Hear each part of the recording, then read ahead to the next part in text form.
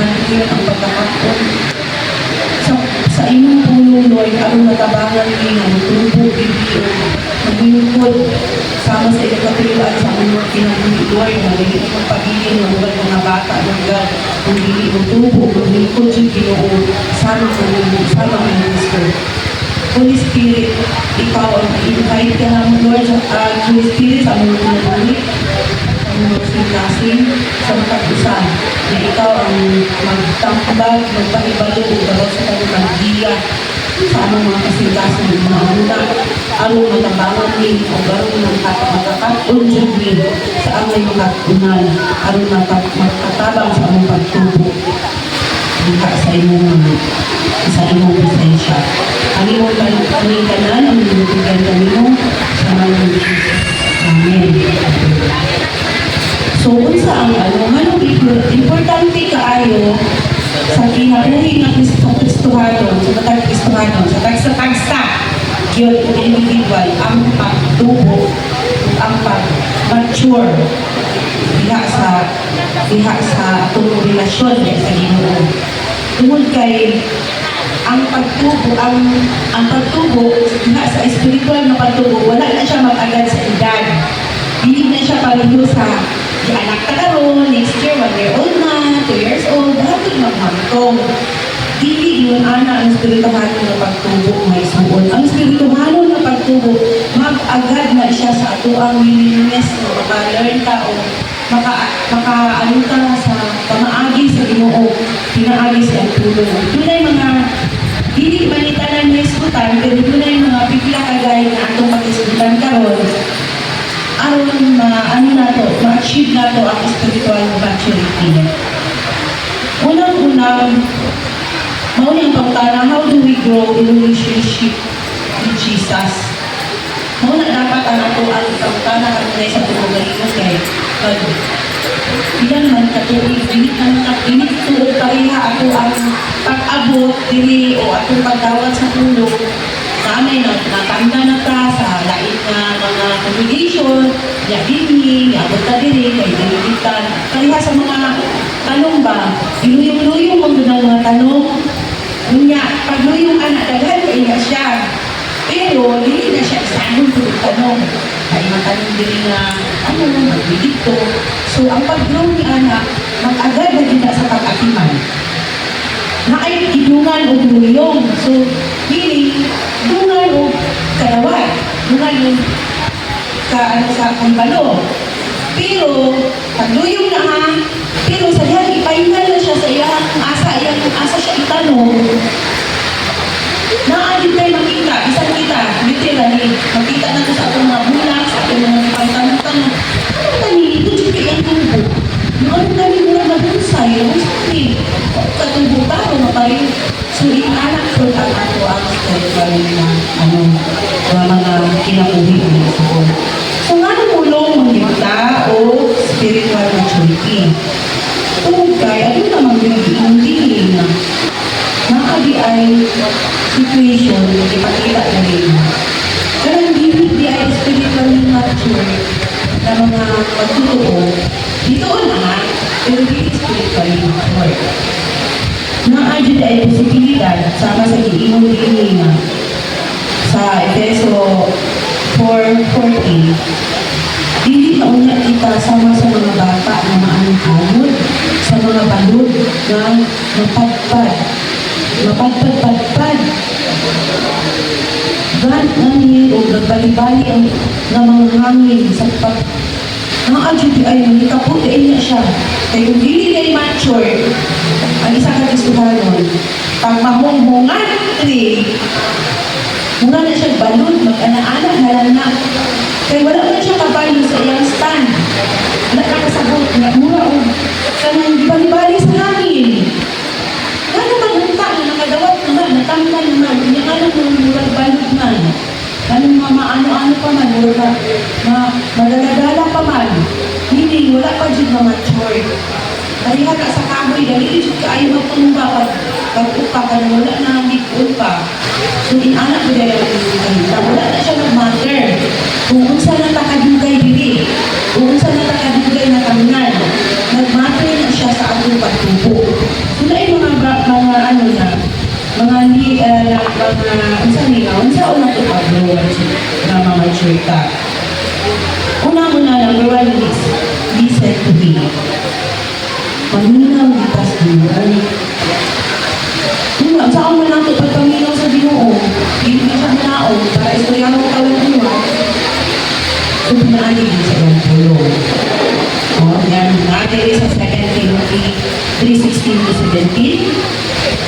All scriptures are God-breathed and is useful for teaching, rebuking, correcting, and training in righteousness, so that the servant of God may be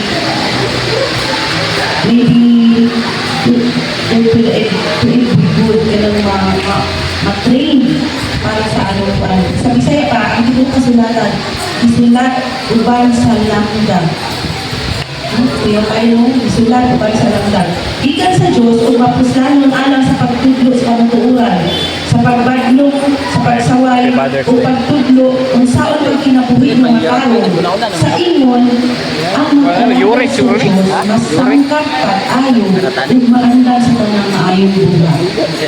So, Melandong kanina, asa i-effort ang Ginoo. Hindi kita mo bro, mamukalit na lang tagtubo niya. Wala, ay ito na naminaw sa pulong sa Ginoo. Kay mauman siya ang sulat uban sa lamdag. Ug maugid siya ang mauslanan kaayo. Ang magamit nato sa matag adlaw. Dili po siya limited ang magbasa. Atong mahimo matag adlaw jud.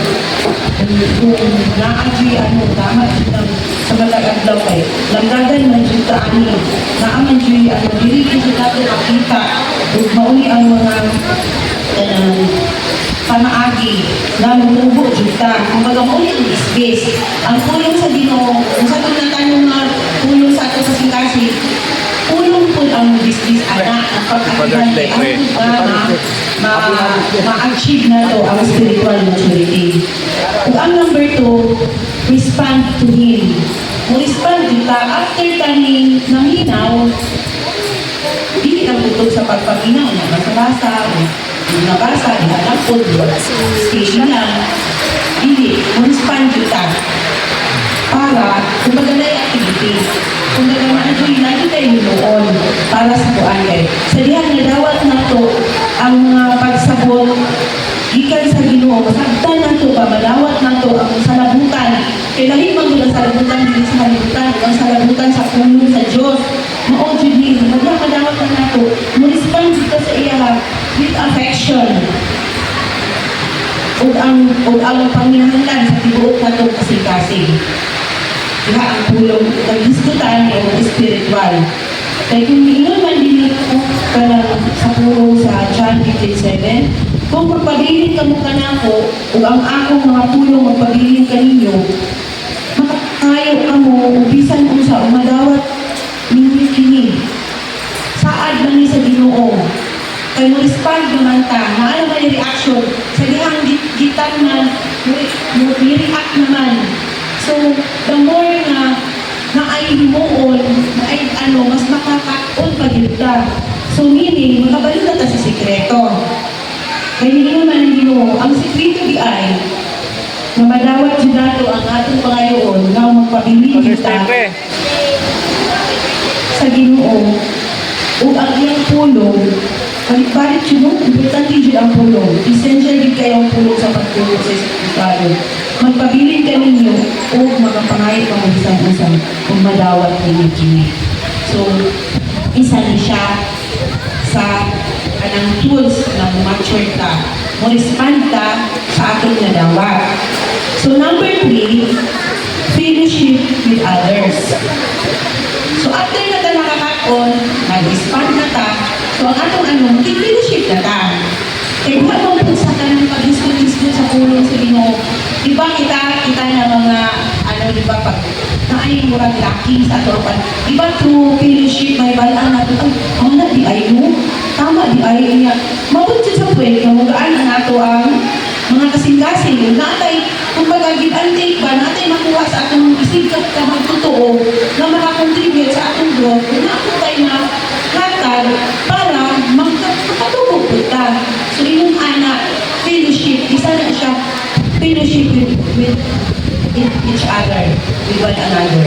Kaya ang tulong din sa Hebro, niingon man din niyo nga, pag binasigay kita sa pagpakita sa ugma o pagbuhat sa maayo.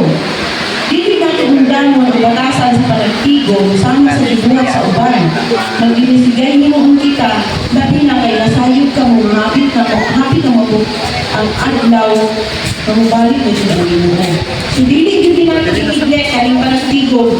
Dili man ni kanang ang panagtigo nga katong panagtigo pa na mag-usita, mag-ano, diha man yun, sama ani. O na ako'y panagtigong nagisutan na, kanang duha kong tulo, mag-isot sa puno sa Ginoo, panagtigong naman na siya.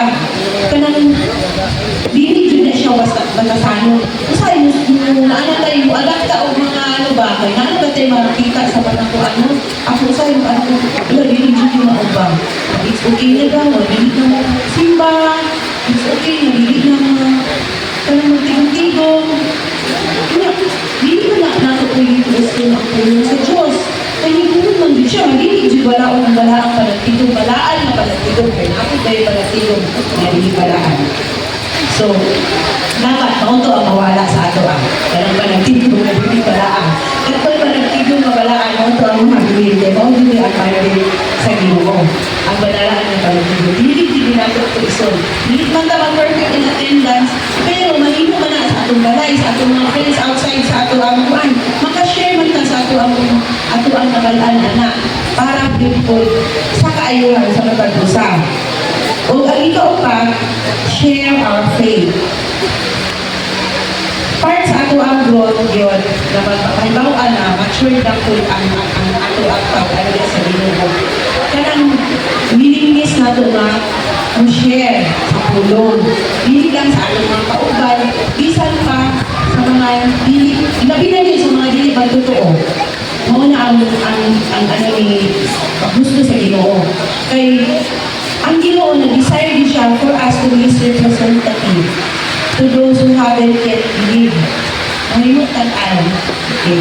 Representative ka dito sa mga wala ka nakagawag ng totoo sa Ginoo. So, mauna siya ang mga essential o isa sa mga guides na makatabang sa atong pagtubo. At ni-repeat ha, listen to Him, respond to Him, fellowship with others, o share our faith. Diha sa mga wala pa nagtubo sa Ginoo. So, maulang ito o naon na nakahatag o at least para sa atong pagtulog. Importante kayo, kita mapalit-palit. Kaya na ay mga kurang balod, kita madadala sa hangin. Kung sa ilalunggan, lahi na po. Daghang salamat.